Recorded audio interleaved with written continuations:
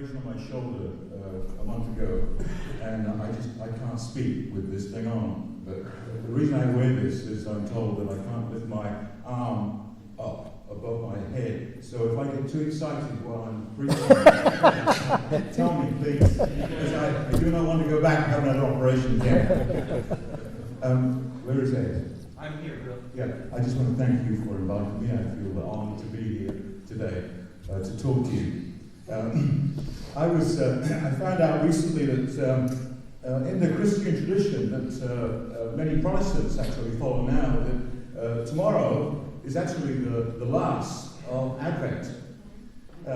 Came about through Augustine in the 5th century when he put forward the notion of the Magi being the end of Advent, because the Magi were Gentiles, it was from the East and so on, and the story's in Matthew's Gospel, and then it finishes in Matthew's Gospel at the end with going to all the nations, so he saw that as a good capstone, so to speak, of Advent. So having said that, I'm going to read to you from Matthew chapter 2, verses 1 through 12. After Jesus was born in Bethlehem, in Judea, during the time of King Herod, Magi came from the east to Jerusalem and asked, "Where is the one who has been born King of the Jews? We saw his star in the east and have come to worship him." When King Herod heard this, he was disturbed, and all Jerusalem with him. And when he called together all the people's chief priests and teachers of the law, he asked them where Christ was to be born. "In Bethlehem in Judea," they replied, "for it's written in what the prophet has said, 'But you, Bethlehem, in the land of Judah, by no means the least among the rulers of Judah, for out of you will come a ruler who will be the shepherd of my people Israel.' Then Herod called the Magi secretly and found out from them the exact time the star had appeared. He sent them to Bethlehem and said, 'Go make a careful search for the child, and as soon as you find him, report him to me, so that I may too come and worship him.' After they heard from the king, they went on their way, and the star they'd seen in the east went ahead of them until it stopped over the place where the child was. When they saw the star, they were overjoyed. On coming to the house, they saw the child and his mother Mary, and they bowed down and worshipped him, and then they opened their treasures and presented him with gifts of gold and of incense and of myrrh. And having been warned in a dream not to go back to Herod, they returned to their country by another route. 60 years ago, when I was in England, my only notion of the Christian tradition of Advent really was from the school that I was in, because I only remember this because my mother made me some mouse ears, and I had a sort of a helmet on with mouse ears, and what I was one of the mice in the stable of where the manger was, where Jesus was born. And the only reason I can remember it is one, 60 years is a long time, is the mouse ears that I wore. The other thing was that we were drinking, as I was over there with Jim, I was drinking orange juice, and I was so excited as a 7-year-old to be there actually with all the other, donkeys and things that were in the stable and so on, celebrating the birth of Jesus. That was in the school that I was in as a 7-year-old. And it's romantic in a sense. Now, the problem is that I couldn't find this in Matthew's account when I was looking at it, when I read. So I moved over to Luke's account, and I felt sort of safe there in a sense, because what we've got there is, there's the manger. So there's straw, or whatever, there must be straw and so forth, there must be animals. So I guess they were mice. So maybe I'm trying to justify it from that standpoint, but then I looked at it and I thought, this is just absolute sentimental rubbish, you know? I'm interpreting it through being a child and so on, and I know too much about mangers. It's nothing to do with a nativity scene with straw and so forth in Luke's account of the birth of Jesus. I think what it is that Luke's pointing to Isaiah 1:3, which basically says, the ox knows its master and the donkey his owner's manger, but Israel doesn't know my people because they don't understand. In other words, the sign that Luke is saying is what's in the manger is that's where the food of God is.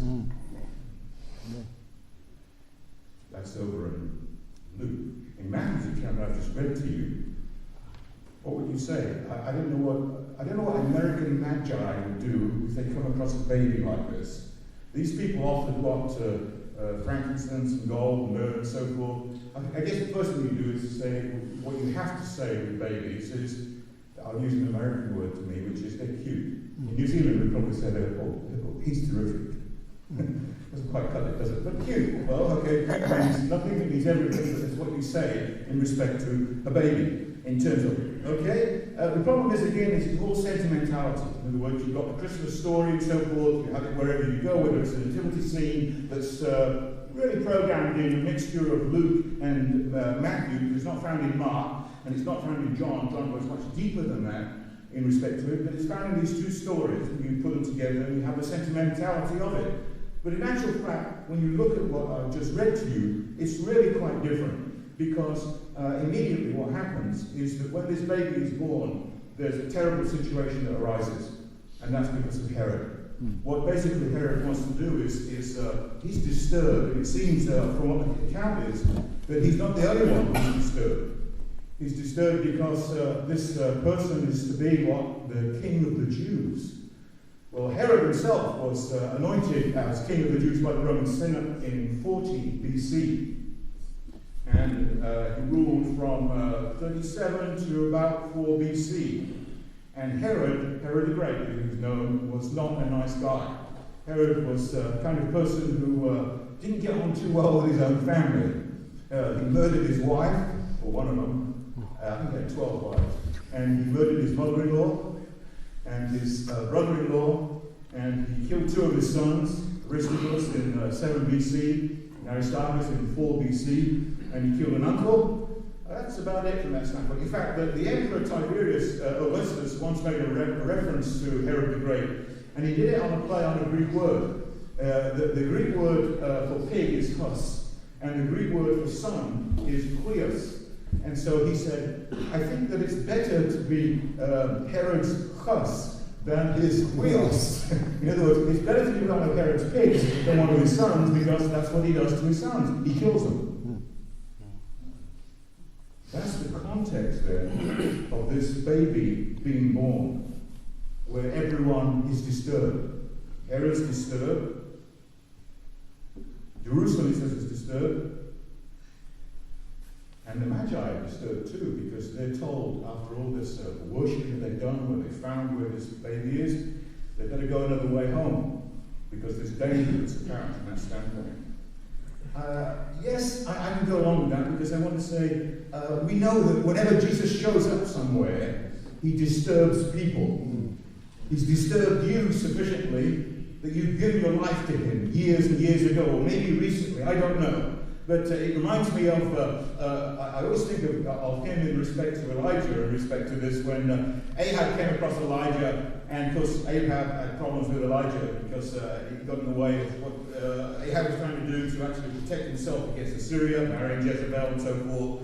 And so what does Ahab say when he sees Elijah? He says, "Oh, thou troubler of Israel, here you are again." And that's what I saw here, was, oh, disturber. Except Jesus is a disturber. You know that from the rest of the Gospels. You know that in your own life.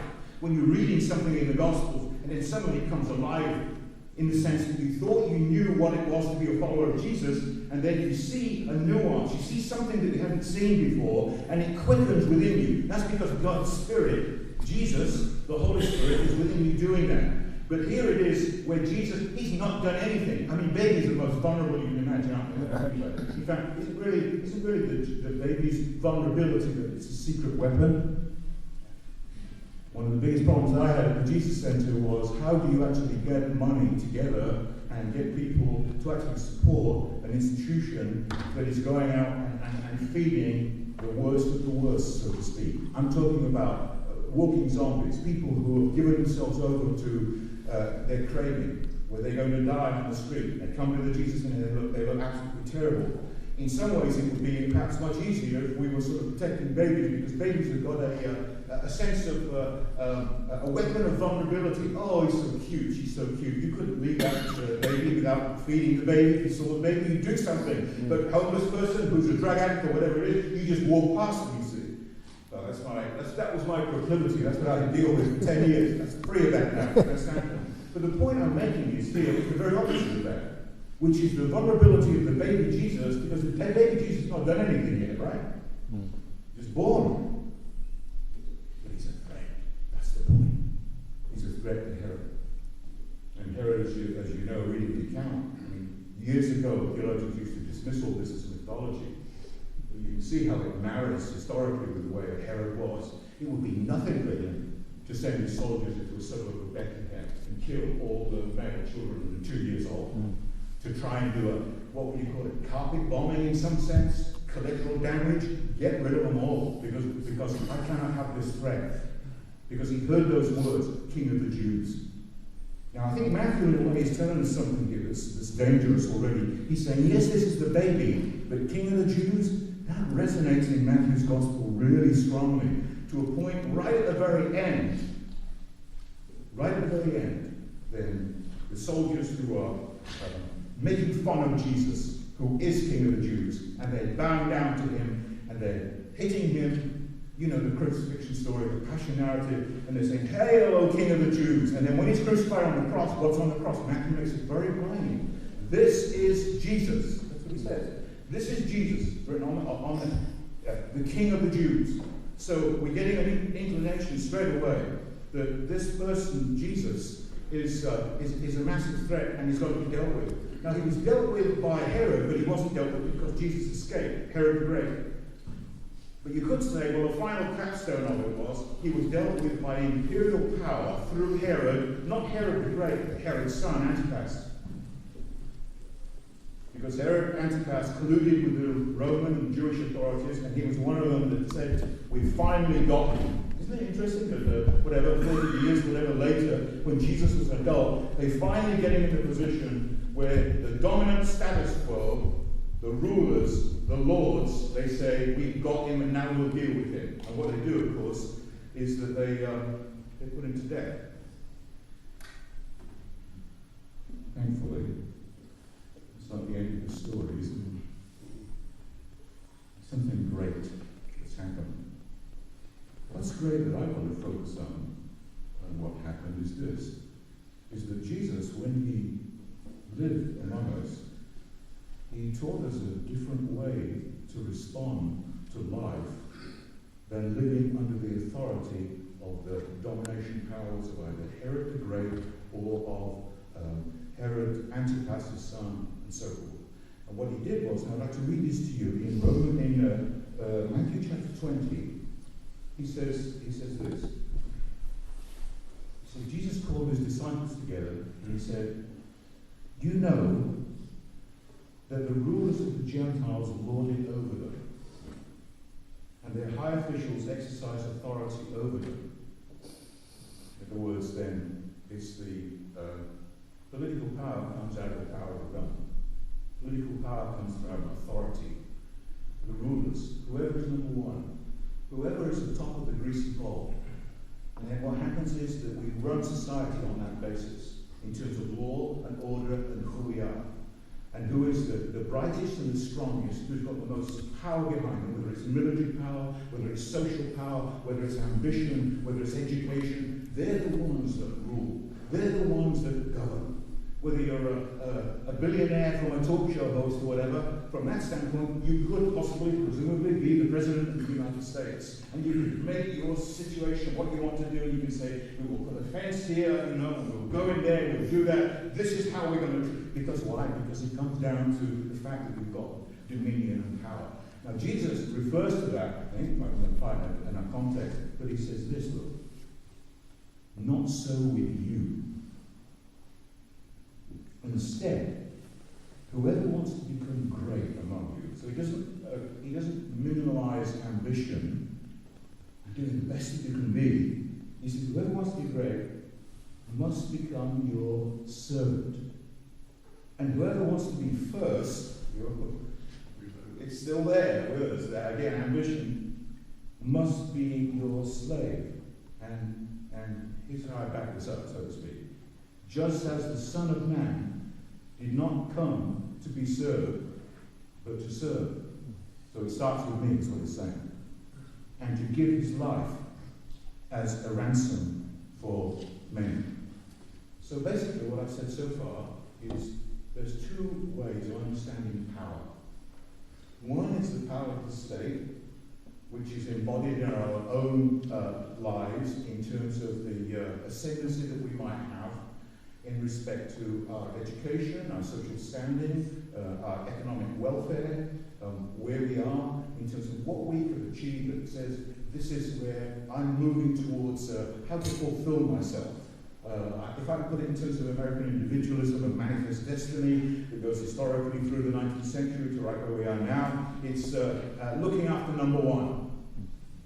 That might be a good, I shouldn't go that out line. I'm just thinking politically that could apply to someone in terms of looking after number one. I mean, could you sell that? There was a book once that came out on that, looking after number one. In other words, you've got to fulfill yourself, you've got to fulfill your destiny, what it means to be an individual, the best you can be.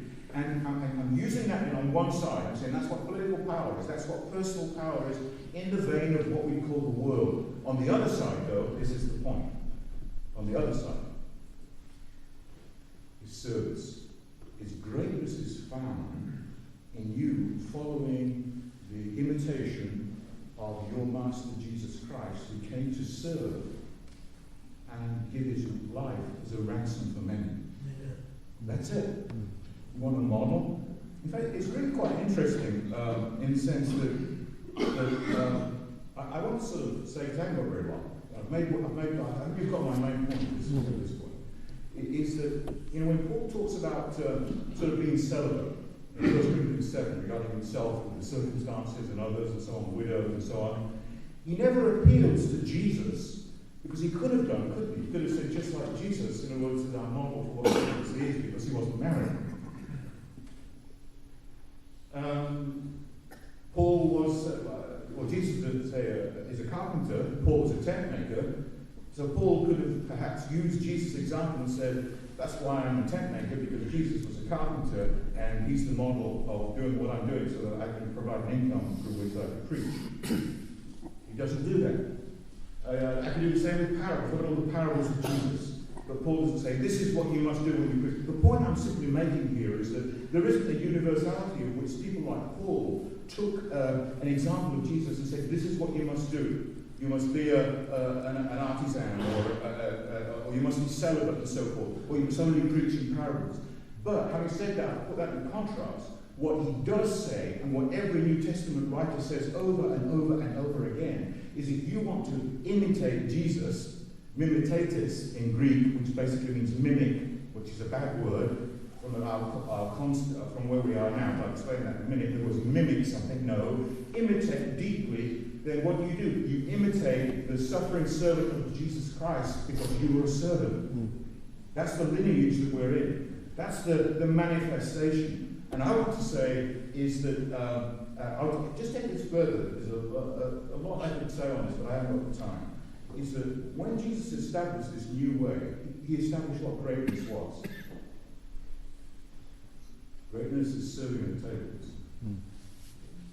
It will not work in a society that says you've got to have a PhD to get to the top. You've got to have be trained in Athens before you can really say anything. Or you've got to go to the Roman Senate and have all that power. Jesus just turns everything upside down, turns the tables over and says, greatness is found in service, in helping the broken, in reaching out to people. Okay, then when Jesus established the new group, the 12, and then that group, the church was a political entity. Now, by political entity, what I mean is it existed amongst the politics of the Jewish Sanhedrin, the Roman authorities. It's a group of people, and it has its own social laws, its own way. Right? And from that standpoint, it grows. It grows. And I haven't got time to go through its growth because we know nearly 2,000 years. I want to say what's happened to us is that the church has become an appendage, in a sense. It's become sort of irrelevant, especially since the Enlightenment, with rationality and so forth. We still have the domination in terms of who we are. We want to do a creative strike in Iraq in 2003. We go ahead and do it. What does the church do? Well, we've got to obey our president, so we go ahead and agree to it. Nobody actually sits down and says, hang on a minute, how does this relate for us for being servants of others? What I'm maybe really saying there is that the church is, you're a viable political entity. And what's happening in society, in my view, is that we've been subsumed under it, basically saying, you can have your privatized religion as you meet on a Sunday and do your little thing where you're a servant to one another, as you call it, but the real society runs out of domination. And I want to say, no.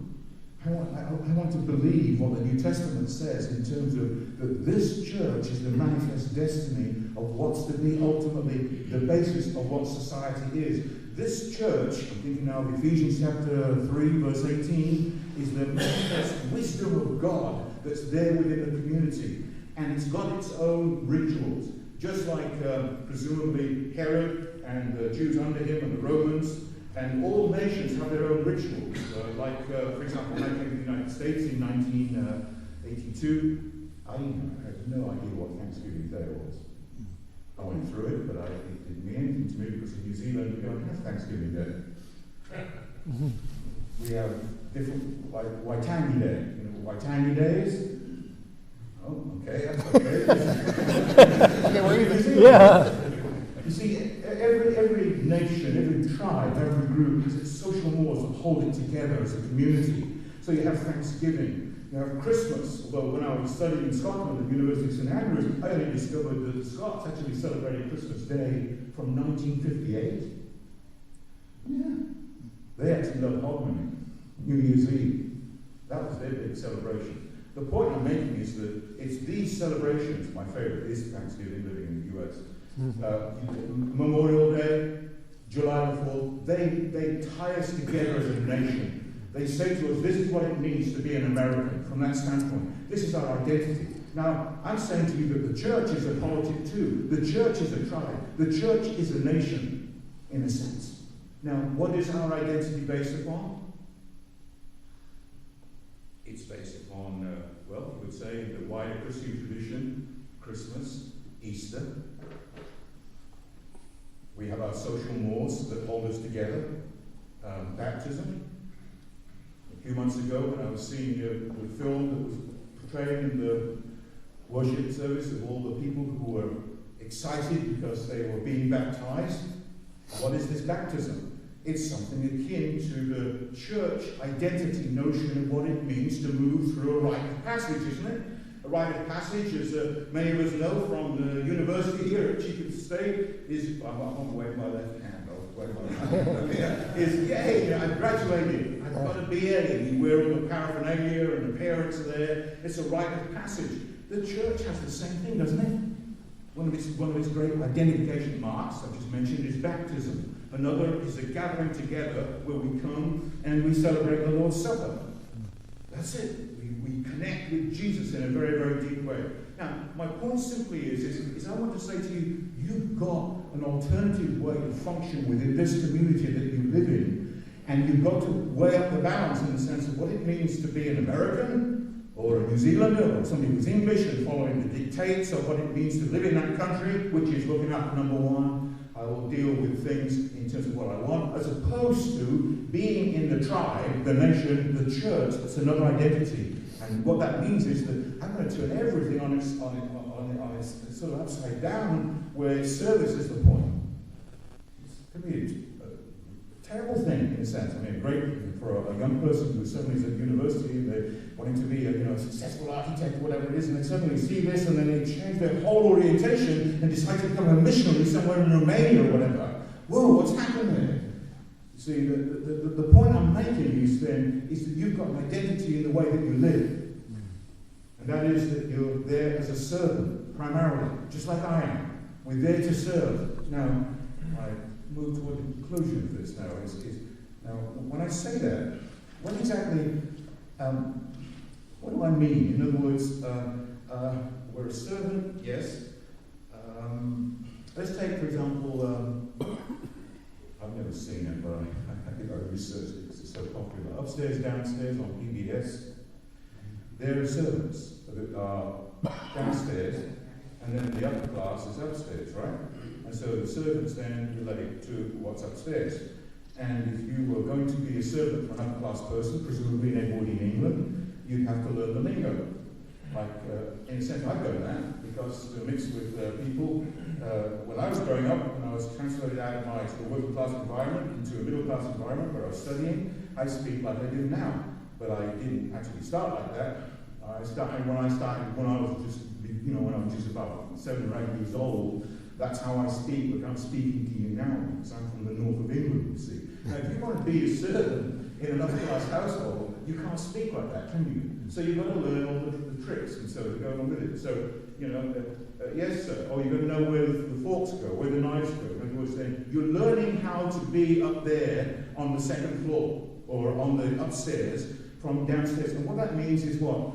It's behavior modification. I'm using a term now from Dallas Group. Behavior modification. Now, the point I want to make is that being a servant, I don't think is behavior modification, or at least the study that you're doing, as you go forward with Gaylord's book, is not based upon behavior modification. In other words, we must become servants, and what you do is then you change your behavior and become like that. It doesn't work, in my view, because being a servant is a process. It's not a profession. I profess to you I'm going to be a servant. I'm going to be a servant of Jesus Christ, and I'm going to do all these things, etc., etc. What is a profession? It's nothing. By that I mean I'm just professing it, not doing anything. What is it that's going to actually make you into that servant? I'll give you 2 examples where it doesn't work. One is the parable in Matthew chapter 18, when the servant is forgiven that whatever is $100 million debt. Remember that story, that parable? And then what does he do? He was going to be in jail, he's going to be sold into slavery, and the master suddenly says, okay, I'll forgive you. And he can't believe it, so he goes off and he's so excited, isn't he? Remember that? He comes across, there's a beautiful story, he comes across another servant who owes him about $10 or whatever. What does he do? Well, he says, I want my money. And the servant actually says the same thing he said to the master, give me time and I'll pay you. And what he says is he grabbed him by the throat. He grabbed him by I once heard somebody say he grabbed him by the scruff of the throat. Okay. I'll go with that. In other words, then the other servants look at him and they say, what the? Come on, let's go and tell the master. The master says, what? Get the guy, then let's have some gnashing of teeth, because we're going to stick him away with his family forever and ever. The point I'm making on this is that he was forgiven a massive, massive debt, but it didn't reach into his heart, but changed him so that he would treat other people the way that he had been treated. You see my point there? In other words, behavior modification, just externally saying, this is the way that you're to be. It doesn't work. One more example. That other parable in Matthew 25, where the 3 people are given, the servants are given, 5 talents, 2 talents, etc., etc. And they go out, and master says, go and do your thing. And they do that, and 2 of them comes back and says, hey, I've got 5 more talents. Well done. I've got 2 more talents. Well done. And then the 3rd servant says, hey, I knew you were a hard man where you sort of reap what you don't sow and so on. So what I've done is I've hidden, put in the ground.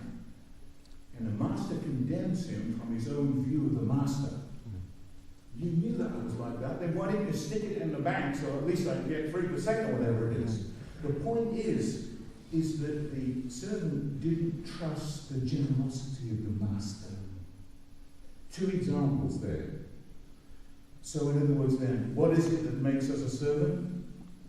It's deeply being filled with the power of the love of God that comes from the Holy Spirit that's been given us. Amen. Romans 5, verse 5. It's exemplified in Jesus taking that towel and going around the disciples and washing their feet.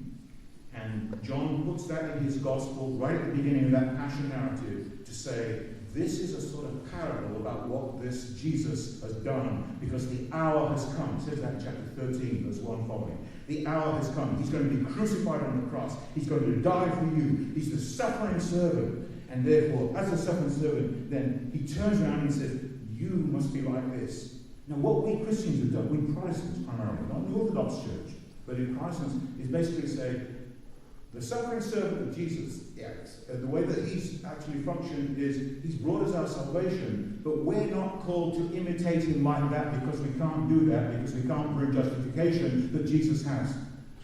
I'm arguing and saying, yes, we can. Not in the sense of providing justification that Jesus has done, but being called to imitate him in his sufferings. In fact, Peter, you can follow this in 1 Peter, actually talks about us making up somehow the sufferings of Christ, of living in such a way that as we die daily, as we take on the cross of Jesus Christ, and as we move forward ourselves, as we take up the simple things of what we do in people's lives, when you find out that somebody has lost a spouse, or has become bankrupt, whatever, and you've got all your own pursuits, and behavior modification would say, I know I should do this, and maybe you do it, maybe you don't, I don't know, but if you've been imbibed with the love of God that's within your heart, the way if you treat it, what will happen is there'll be a resonance where you'll say,